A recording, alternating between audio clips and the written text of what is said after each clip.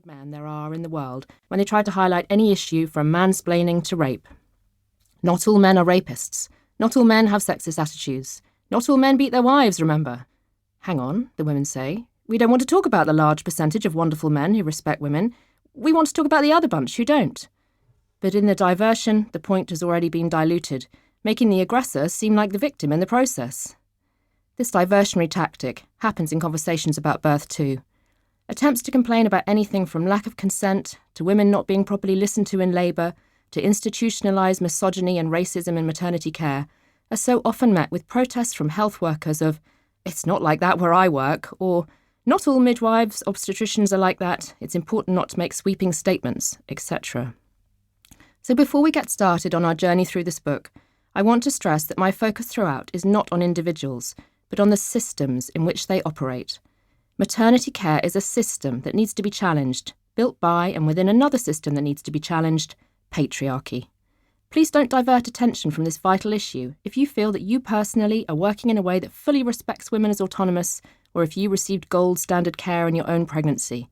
This is indeed wonderful, but it's not really what we are all here to talk about. Likewise, there can sometimes be protests that we should be doing more to celebrate the wonderful men, and in the same way the wonderful maternity care providers who are getting it right. It's true, there are some brilliant midwives, doctors, obstetric units and organisations out there who are providing the most fantastic, refreshing, woman-centred, personalised maternity care. And yes, praise is a good thing, and yes, some of them are in this book. But do we really need to repeatedly celebrate those who are simply providing what women need and deserve? Do men who treat women with respect need a great big pat on the back? No, they are simply behaving normally, with the required standard levels of kindness and compassion. There should not have to be medals for this, and for the same reasons I have not devoted endless pages of this book to good, decent, rights-based maternity care. Listening to women, caring for them as individuals, and respecting them as the key decision-maker in the birth room should cease to be seen as a shining beacon in the darkness and start to be viewed as the baseline norm. Currently, we are not getting birth right. This matters primarily because birth is a key human experience that will be remembered in great detail by a woman and her partner for the rest of their lives.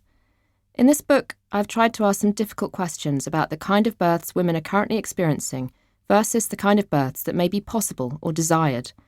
These are not easy conversations to have, not least because all women are different and will want and prioritise different things.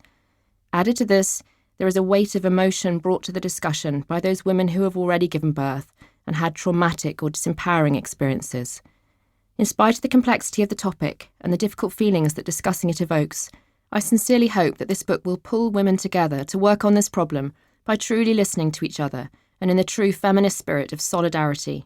We owe it to those who are yet to give birth to ensure that we all collectively approve of the direction that the birth experience is taking. Intervention rates in childbirth are rising rapidly, and we should all be concerned about this. This is not just my personal viewpoint.